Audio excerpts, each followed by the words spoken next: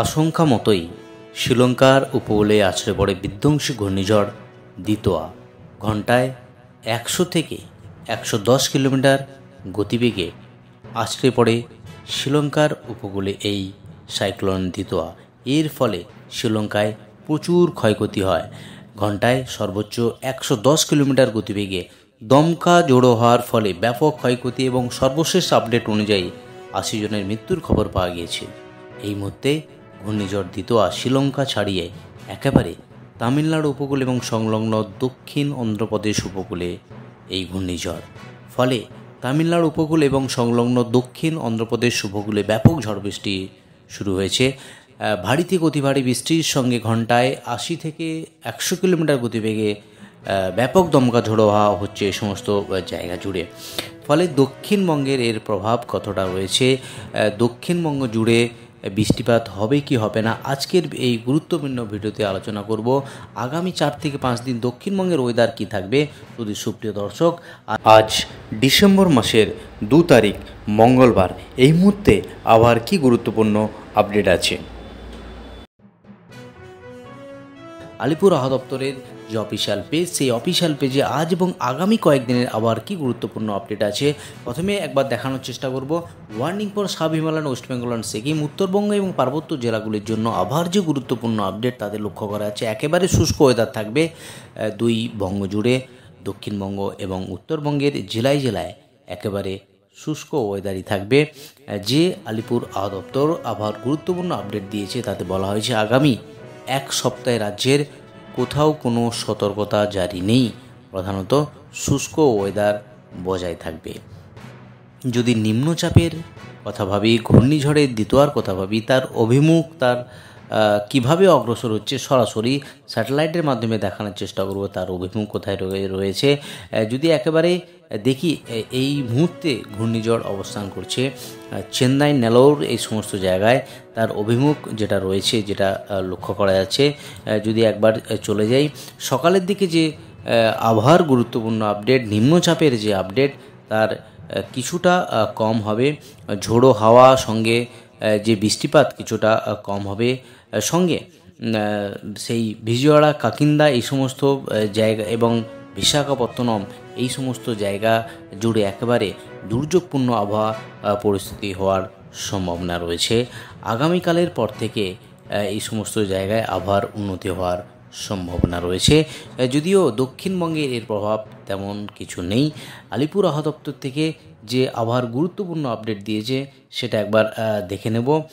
বিশেষ করে আলিপুর আবহাওয়া দপ্তর থেকে যে আবহাওয়ার গুরুত্বপূর্ণ আপডেট, ইনফরমেটিভ যে মেসেজ দিয়েছে তাদের লক্ষ্য করা যাচ্ছে ডিপ ডিপ্রেশন, একটা গভীর নিম্নচাপ হয়েছে কোথায়, over south west bay of Bengal and adjoining areas of west central bay of Bengal, north Tamil Nadu, Puducherry and south Andhra Pradesh coast. এর এখন যেটা রয়েছে সেটা একবারে গভীর নিম্নচাপে পরিণত হয়েছে। সেই গভীর নিম্নচাপটি কোস্টাল এরিয়া থেকে 40 কিলোমিটার দূরে অবস্থান করছে। ফলে এই সমস্ত জায়গাতে একেবারে ভারী থেকে অতি ভারী বৃষ্টির হচ্ছে এই মুহূর্তে এই সমস্ত জায়গা জুড়ে, এবং আবহাওয়া একেবারে দুর্যোগপূর্ণ আবহাওয়া পরিস্থিতি। যদি স্যাটেলাইটের মাধ্যমে দেখার চেষ্টা করি তাতে যেটা লক্ষ্য করা যাচ্ছে, দক্ষিণবঙ্গের আকাশ একেবারে মেঘলা আকাশ রয়েছে, সঙ্গে উড়িষ্যার উপকূল সেখানেও একেবারে মেঘলা আকাশ লক্ষ্য করা যাচ্ছে। সঙ্গে বঙ্গোপসাগরের উপর প্রচুর মেঘ রয়েছে, বিশেষ করে চেন্নাই, নেলোর, এদিকে কাকিন্দা, বিশাখাপত্তনম, বিজয়ওয়াড়া, এই যে জায়গা, এই জায়গাগুলিতে রয়েছে একেবারে দুর্যোগপূর্ণ আবহাওয়া পরিস্থিতি। যেটা লক্ষ্য করা যাচ্ছে একেবারে মেঘাচ্ছন্ন আকাশ, মেঘভর্তি আকাশ, এই সমস্ত জায়গাতে লক্ষ্য করা যাচ্ছে।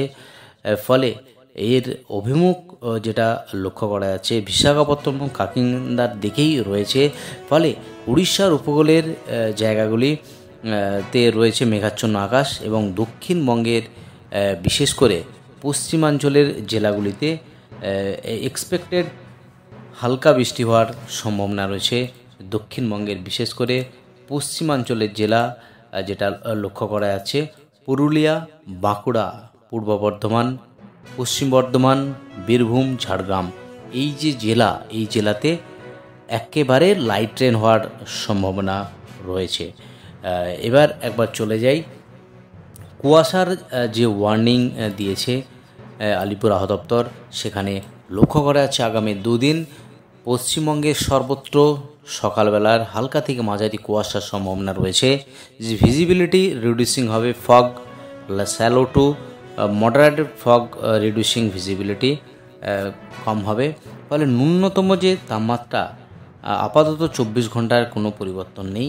24 ঘন্টার পর থেকে দক্ষিণবঙ্গ এবং উত্তরবঙ্গের জেলায় জেলায় 2 থেকে 3 ডিগ্রি তাপমাত্রা আরও কম হওয়ার সম্ভাবনা লক্ষ্য করা যাচ্ছে।